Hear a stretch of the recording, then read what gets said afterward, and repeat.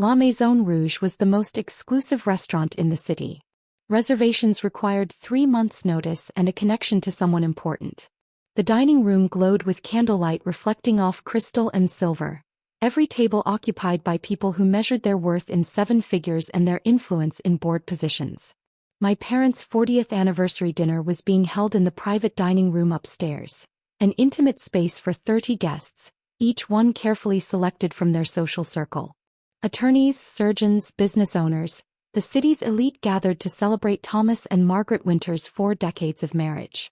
I sat at the far end of the main table, wearing a simple black dress from Macy's clearance rack. Next to me was an empty chair. They'd planned for an even 30 guests and I was the odd number. Across from me sat my brother Christopher in his Armani suit, his wife Vanessa dripping in jewelry that caught the light every time she moved. Mom held court at the center of the table in vintage Chanel, accepting compliments on her timeless elegance. Dad sat beside her, distinguished in his custom tuxedo, regaling their guests with stories from his successful career as a cardiac surgeon. And then there was me, Isabel Winters. The family disappointment. Isabel, dear, my mother's voice carried down the table during a lull in conversation. You're being so quiet. Are you feeling well? The entire table turned to look at me. 30 pairs of eyes, assessing, judging, finding me wanting. I'm fine, Mom, I said. Just enjoying the dinner. Of course, she said with that tight smile I knew so well. It's quite a change from your usual dining experiences, I imagine. Laughter rippled around the table. My usual dining experiences had been a running joke for years. Everyone knew I worked at a food bank, lived in a tiny apartment, drove a 12-year-old car. Poor Isabel working with the homeless, unable to afford nice things. The food is exceptional, I agreed, not rising to the bait. Christopher leaned forward, swirling his wine. Speaking of food, Izzy, are you still doing that volunteer thing at the shelter? Or did you finally get a real job? I still work at Hope Harbor, I said simply. Such a saint, Vanessa cooed, her tone making it clear being a saint was far worse than being successful. Though Christopher and I have been wondering, don't you ever want more? A career? A real life? I have a life I'm happy with, I said. Dad cleared his throat, that particular sound he made when he was about to say something he considered profound. Isabel's always marched to her own drum. We've learned to accept that she finds fulfillment in simpler pursuits. Simpler pursuits was his polite way of saying wasting her potential. She has her master's degree in social work, Mom added, her voice carrying that apologetic tone she used when explaining me to people. From State University. We'd hoped she'd go into hospital administration or private practice, but she chose to work at a homeless shelter instead. For basically no money, Christopher added helpfully. I looked it up once. Food bank managers make what, $30,000 a year? 35, I corrected quietly. 35,000, he repeated, making sure everyone heard. Vanessa's handbag cost more than Izzy makes in a month. Vanessa actually giggled at that, touching the Hermes bag hanging on her chair. Now, Christopher, Dad said, but there was no real reproof in his tone. Your sister has chosen a life of service. We should respect that even if we don't understand it. I respect it, Christopher said. I just don't understand why someone with an IQ of 156 and degrees from Cornell and State University chooses to make poverty wages and live in a studio apartment in the bad part of town. It's not the bad part, I started. There was a shooting on your block last month, Mom interrupted, her voice sharp with old worry and fresh embarrassment. The police told me when I called to check on you. That was 3 blocks away, I said. 3 blocks, she repeated to the table. My daughter lives 3 blocks from gang violence because she insists on living independently. She made air quotes, her diamonds flashing. Dr. Harrison, one of Dad's colleagues, spoke up. Margaret, Thomas, you've been incredibly patient. But 40 years of marriage is a milestone. Surely it's time for Isabel to consider joining the family practice? Thomas could use another administrator, especially with the new cardiovascular center opening. We've offered, Dad said wearily. Many times. Isabel prefers to work with the homeless. Someone has to, I said quietly. Yes, but does it have to be you? Mom's voice cracked slightly. You had such potential. Top of your class at Cornell. Graduated summa cum laude. We thought you'd do something significant. The word hung in the air. Significant. Meaning worthy of our social status. Meaning something we can brag about at dinner parties. Christopher seized the moment. Speaking of significant, Vanessa and I have an announcement. He stood, pulling Vanessa up beside him. As you all know, I was just promoted to senior partner at Morrison & Associates. At 35, I'm the youngest senior partner in the firm's history. Applause erupted around the table. Mom beamed. Dad raised his glass. To celebrate, Christopher continued, Vanessa and I have purchased our third property, a vacation home in the Hamptons. 6 bedrooms, ocean view, private beach access. We'd love to host everyone next summer. More applause. More congratulations. Vanessa showed photos on her phone, passing it around the table. When it reached me, I glanced at the images politely. It was beautiful, sprawling and luxurious, exactly the kind of place Christopher would buy.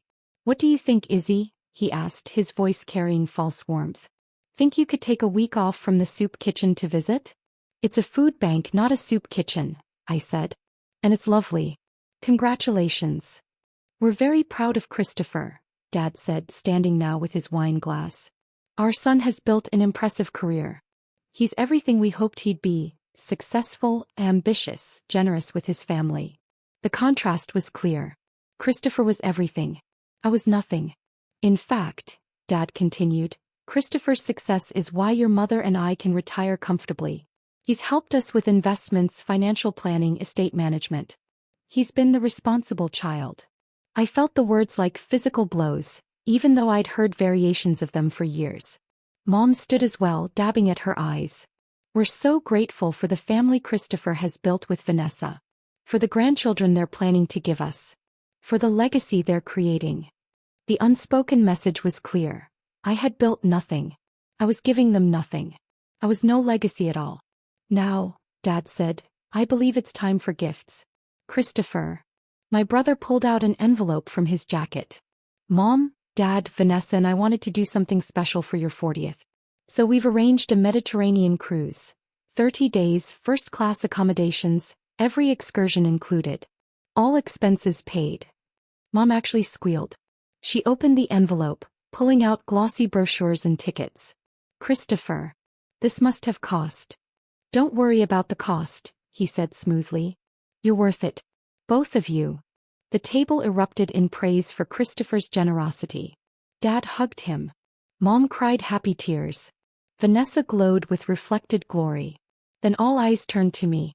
Isabel. Mom said, her voice already apologetic. Did you bring something? Whatever cheap gift you brought, just keep it hidden, Dad whispered, leaning down the table toward me. His voice was quiet, but several people heard it. We don't want you to feel embarrassed in front of our friends. Mom nodded, touching his arm. Thomas is right, dear. You don't have to give us anything. Your presence is enough. But her tone suggested my presence was, in fact, not enough. Not nearly enough. Christopher smirked, settling back into his chair with the satisfaction of someone who'd already won. I reached into my bag, a worn leather satchel I'd carried for years, and pulled out a manila folder. Not wrapped in fancy paper, no ribbon, no gift bag. Just a simple folder. Actually, I said calmly, I did bring something special. I placed the folder on the table and slid it toward my parents. Mom looked at it with barely concealed disappointment. Isabel, you didn't have to. Open it, I said. Dad opened the folder carefully, like he was preparing to be disappointed. Mom leaned in to look. I watched their faces as they processed what they were seeing. The title was on the first page, printed in formal legal text, Property Deed and Transfer of Ownership. Dad's eyes scanned the document. His face went pale. This is the deed to La Maison Rouge. The restaurant. Mom whispered. The entire building, I corrected. The restaurant, the wine bar on the ground floor, the event space on the 3rd floor, and the 2 luxury apartments on the 4th floor. I purchased the property 6 months ago. Silence crashed over the table like a wave. You purchased. Dad couldn't finish the sentence. Christopher grabbed the folder, yanking it toward him. His eyes flew over the legal documents. This is fake. Has to be. Izzy can't even afford rent. Page 3 shows the purchase price, I said calmly. $18 million. Page 5 shows the current property value, approximately $23 million, given the restaurant's Michelin star rating and the recent downtown property boom. Vanessa snatched the papers from Christopher, her professional eye. She was a real estate attorney, immediately recognizing authentic legal documents. Her face went white. These are real. These are actual deed transfer documents. I don't understand, Mom breathed. Isabel, where would you get $18 million? Let me back up, I said, pulling out my phone. Because I think there's been some confusion about what I actually do. I opened my email and pulled up a document, then passed my phone down the table to my father. That's my actual job description. Not for Hope Harbor. For Winter Foundation. Dad took the phone with shaking hands. He read aloud, his voice stunned.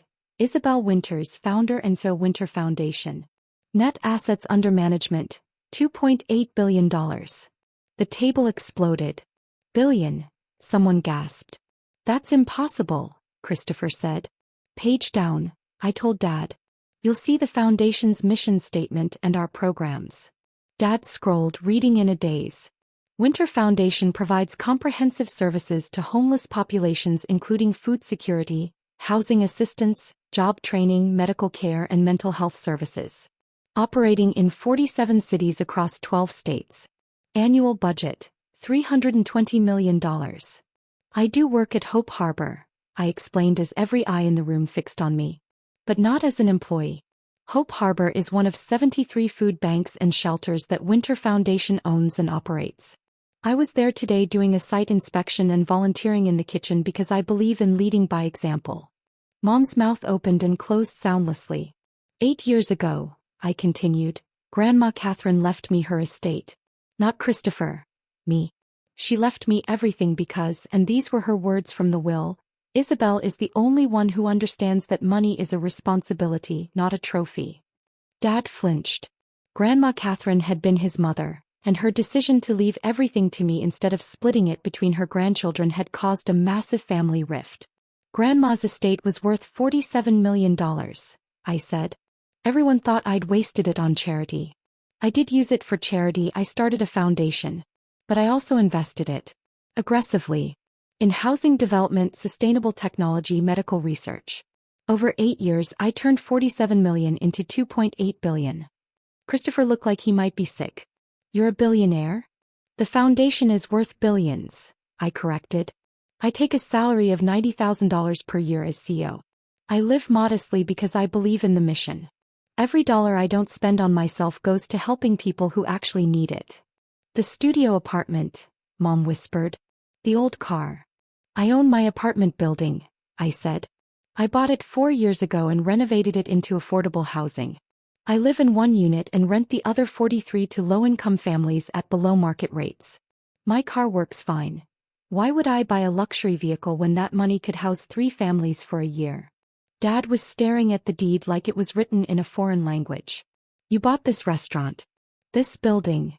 I bought it as your anniversary gift, I said. The deed is transferred to both of you. It's yours. The restaurant generates approximately $3 million in annual profit. Consider it a retirement income. $3 million, Vanessa repeated faintly. The apartments can be used as guest suites or rented out for additional income, I continued. The event space is already booked solid for the next 18 months. You'll need to hire a property manager unless you want to manage it yourselves. Christopher found his voice and it was filled with anger. You've been a billionaire this entire time? While letting us think you were poor. Letting us pity you. I let you assume what you wanted to assume, I said calmly. I never lied about what I do. I work at a homeless shelter. I do. I live in a studio apartment. I do. I drive an old car. I do. You filled in the rest with your own assumptions. We thought you needed help. Mom's voice cracked. Did you? I asked. Or did you need me to need help? Did you need someone to look down on, someone to compare Christopher to, someone to make you feel better about your own choices? The truth of it hung in the air. Every family gathering for 8 years, I continued, my voice still calm but firm, you've introduced me as your struggling daughter. Your charitable daughter. The one who chose a simple life. You've told your friends I'm basically impoverished. You've sent me checks I never asked for, checks I donated to the foundation, by the way. You donated our money? Dad sounded strangled. I donated your pity, I corrected. I never needed your money. But you needed to give it to feel superior. To feel like good parents helping their unfortunate child. Dr. Harrison spoke up, his businessman's mind engaging. Ms. Winters, I'm on the board of Memorial Hospital. We've been trying to get a meeting with Winter Foundation for 2 years. Your grants program for medical research is legendary. I know, I said. Your hospital was rejected because your board diverted the last 3 grants you received away from patient care into executive bonuses. We don't fund institutions that exploit the system. His face reddened. Another guest spoke up. Margaret Chin, a socialite Mom played bridge with. Are you the Winter Foundation? The one that just pledged $500 million to end homelessness in the state. That's us, I confirmed. We announced it last month. The governor attended the press conference. I saw that press conference, Margaret said slowly. But they never showed the CEO's face. Just released a statement. I prefer to stay out of the spotlight, I said. The work matters more than recognition. Christopher slammed his hand on the table. This is insane. You're telling me you've been running a multi-billion-dollar foundation while we all thought you were serving soup. I run a comprehensive social services organization, I corrected. Food security is just one program. We also provide housing, healthcare, job training, addiction recovery services, legal aid, and educational support. We employ over 3,000 people across 12 states. Our operating budget exceeds that of some small countries. Why didn't you tell us? Mom's voice was small now, all her earlier embarrassment transformed into something else. Maybe. I tried, I said quietly. 8 years ago when Grandma died I told you I was starting a foundation. You laughed. You said I was wasting Grandma's money. Dad, you called it, throwing away the family legacy on bums. Dad closed his eyes. I remember. I invited you to the foundation's opening ceremony, I continued. You said you were too busy. I sent you our first annual report. You never mentioned receiving it. I invited you to our 5-year gala. Christopher sent back the invitation with a note saying he couldn't attend another one of Izzy's charity things. Christopher's face had gone from angry to pale. So I stopped trying, I said. I built something extraordinary without your support or your approval. I've helped over 200,000 people get off the streets. I've reunited 4,000 children with stable housing. I've funded medical research that's led to 3 breakthrough treatments. I've created jobs and hope in futures. I pulled out another document from my bag. And I've been recognized for it. That's the Presidential Service Medal I received last year. That's the Humanitarian Award from the United Nations. That's the honorary doctorate from Harvard for my work in social innovation. I laid each certificate on the table. My parents stared at them like artifacts from another world. You met the president? Mom whispered. Twice, I said. Once for the medal and once at a fundraising dinner where Winter Foundation donated $50 million to veteran services. Dad's hands were shaking as he picked up the deed again. You're giving us this restaurant. After everything. After how we've treated you. It's your anniversary gift, I said simply. 40 years of marriage deserves something significant. The word landed like I'd intended it to. Significant. The same word Mom had used to diminish my life not 15 minutes ago. Isabel, Mom started, tears streaming down her face now. I don't know what to say. You could start with congratulations, I suggested. That's what you say when someone accomplishes something meaningful. Or you could say thank you for the gift. Those would be appropriate responses. Congratulations, Dad said, his voice hoarse. By God, Isabel.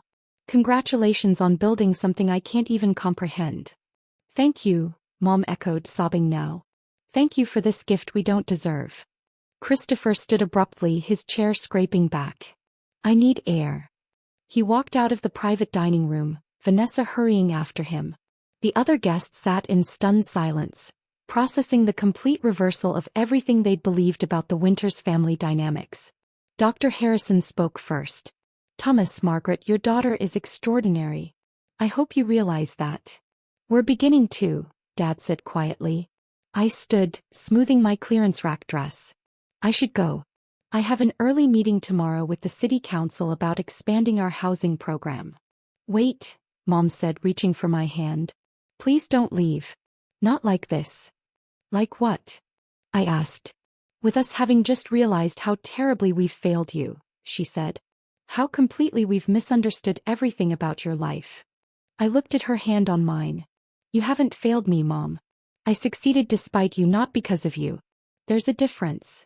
Let us try, Dad said, standing now. Let us learn about your work. Really learn. Come to Sunday dinner. Bring your annual report. Tell us about the foundation. Why? I asked. So you can brag about it to your friends.